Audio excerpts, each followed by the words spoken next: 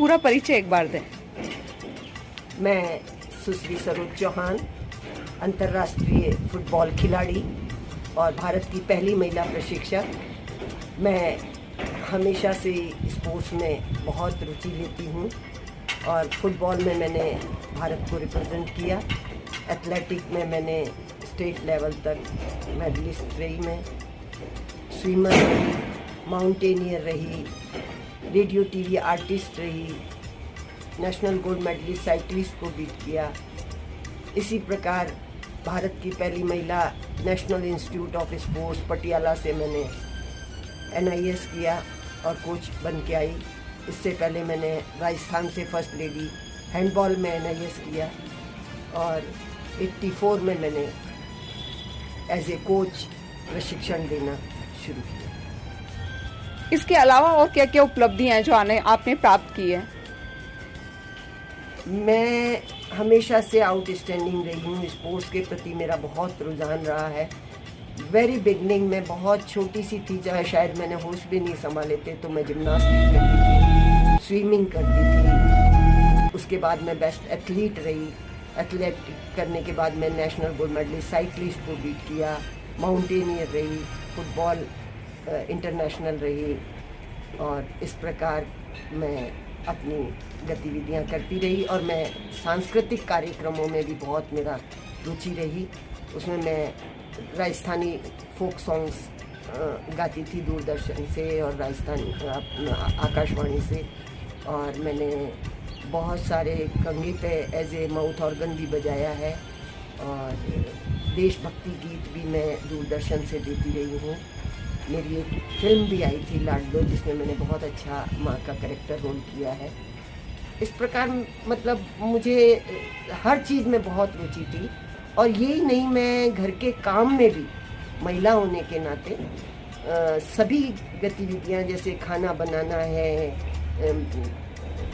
और कढ़ाई बुनाई सिलाई है, व्हीकल चलाना है, किसी भी तरह का, चाहे ट्रैक्टर हो, चाहे रॉयल एनफील्ड हो, चाहे स्कूटर हो, चाहे मोटरसाइकिल हो, मैं सभी तरह की गाड़ी वगैरह सब ड्राइव कर लेती हूँ। बचपन से तलवार चलाना, लाठी चलाना, घुड़सवारी। मेरे पिता ने मुझे बहुत अच्छी अपॉर्चुनिटी दी और मुझे आगे बढ़ने का मौका दिया। आप महिलाओं के लिए क्या कहना चाहेंगे? मैं महिलाओं के लिए ये कहना चाहूँगी कि आज का युग बहुत फास्ट चल रहा है। उसमें अपने प्रोटेक्शन की, अपने इज्जत की, हर तरह से पेरेंट्स नहीं चाहते कि लड़कियां कहीं पर भी निकलें, क्योंकि समय इतना ख़राब है। तो एजुकेशन एक मस्ट है और उसके साथ साथ स्पोर्ट्स एक्टिविटीज़ का भी होना बहुत ज़रूरी है। मार्शल आर्ट है, आप किसी भी तरह का मार्शल आर्ट ले लीजिए, चाहे ताइक्वांडो हो, जूडो हो। अपनी सेल्फ रक्षा, सेल्फ डिफेंस करना बहुत ज़रूरी है। और हमने भी सेल्फ डिफेंस का पहले कोर्स किया बचपन में, सिविल डिफेंस जिसे कहा जाता है। तो उससे क्या है कि एक आत्मरक्षा के आपको कॉन्फिडेंस आता है, आप कहीं निडर होते हैं, आप अपने कार्य में आपको लगन होती है, एक आपका टारगेट भी होना चाहिए। आप जिस लक्ष्य को लेके चलते हैं उसमें आपकी रुचि होना बहुत ज़रूरी है। आप पेरेंट्स को ये विश्वास दिलाना पड़ता है कि हम कुछ बन के दिखाएंगे, तभी पेरेंट्स विश्वास करेंगे। अगर गर्ल्स उनको ज़्यादा फ्रीडम देवें और उसका मिसयूज़ होगा तो वो आगे नहीं बढ़ पाएंगे और दूसरों के लिए भी प्रॉब्लम हो जाएगी। तो अपने ऊपर संयम जरूर रखें, इस डिसिप्लिन में रहें। गणतंत्र दिवस नजदीकी है, तो आप मुझे बताएंगे गणतंत्र दिवस पे आप जनता को क्या संदेश देना चाहेंगे? मैं जनता को हार्दिक शुभकामनाएं देना चाहूँगी गणतंत्र दिवस की। और सभी महिलाएं आजकल बहुत नाम कमा रही हैं हर क्षेत्र में, जैसे स्पोर्ट्स में कोई पायलट बन रहा है, कोई माउंटेनियर बन रहा है, कोई ट्रेन चला रहा है, कोई गाड़ी चला रहा है। मतलब आज की मिलिट्री में जा रही हैं, एयरफोर्स में जा रही हैं, आर्मी में जा रही हैं। तो मैं देश को ये संदेश देना चाहती हूँ कि अब लड़कियाँ किसी से कम नहीं हैं। आप अपना अचीवमेंट मतलब एक टारगेट लेके चलिए, तो आप लक्ष्य की ओर लेकर चलेंगे तो 100% आप अपने अचीव करेंगे। और मैं देश के लिए 2 लाइनें गुनगुनाना चाहूँगी। ऐ मेरे वतन के लोगों, तुम खूब लगा लो नारा, ये शुभ दिन है हम सबका, लहरा दो तिरंगा प्यारा, पर मत भूलो सीमा पर वीरों ने हैं प्राण गंवाए, कुछ याद उन्हें भी कर लो,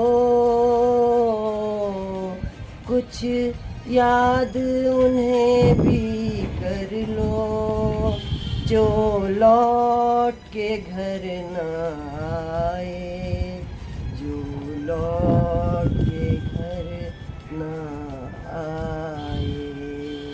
वंदे मातरम। जय हिंद, जय भारत, जय। एक राजपूत परिवार से हैं जिसमें लड़कियों को इतना फ्रीडम नहीं दिया जाता था। आज तो फिर भी सोच बदल गई है, पर आपके टाइम में तो बाउंडेशन रही होगी, तो उस समय आपको इस तरह की क्या परेशानियों का सामना करना पड़ा? मैं अपने घर में सबसे छोटी थी, मेरे से 2 बड़े ब्रदर थे। तो मेरे फादर को ये था, वो सेंट्रल गवर्नमेंट के ऑफिसर थे और उनको गेम्स वगैरह में बहुत रुचि थी। तो मुझे भी बहुत रुचि थी और मैं हमेशा ये कहती थी कि आप चाहे कुछ भी कर लें, मुझे आगे बढ़ने से ना रोके, क्योंकि मैं बहुत इंटरेस्ट रखती थी। तो मैं कहती थी चाहे आप मेरे तलवार से टुकड़े कर देना जिस दिन भी मुझे गलत देखोगे, पर मुझे आगे बढ़ने से मत रोकिए। और मैं अचीव करती गई और रिज़ल्ट आते रहे और मेरे फादर साहब को विश्वास हो गया कि भाई मैं बहुत ईमानदारी से, अपने लगन से अपनी एक्टिविटीज़ में पार्टिसिपेट करती हूँ और आगे बढ़ रही हूँ, तो मुझे आगे बढ़ने के चांस मिलते गए।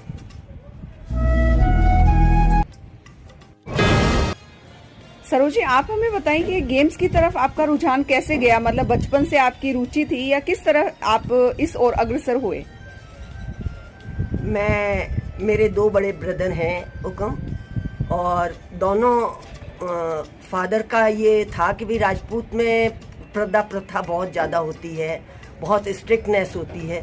तो उनको था कि मुझे और लोगों से कुछ हटके बनाया जाए और मुझे वो अपॉर्चुनिटी दी जाए कि मैं कुछ करके बताऊं। तो मैं हेल्थ हाइट में बचपन से ही मेरी फिजिक अच्छी थी, तो मेरे फादर को था कि भाई आप स्पोर्ट्स, और मुझे भी बहुत रुचि थी। बचपन में मैं 2 सेकंड में जब पढ़ती थी तो गवर्नर साहब थे यहाँ, संपूर्णानंद जी, तो उनकी पोतियाँ और हम सब लोग स्विमिंग करते थे। और फादर का ये था कि जब तक आसन एक्सरसाइज वगैरह नहीं कर लेते थे तो हमको नाश्ता पानी नहीं मिलता था। उनकी इच्छा थी कि भाई किसी चीज़ में करना है तो आगे तक बढ़ना है, तो बहुत सख्ती से वो मतलब पेश आते थे कि भाई आपको ये करना है। और वो करते करते मेरा रुचि बढ़ती गई और उन्होंने मुझे एक से एक अलग अलग सब एक्टिविटीज़ में पार्टिसिपेट कराया, जैसे माउंटेनियरिंग, स्विमिंग, साइकिलिंग, तलवार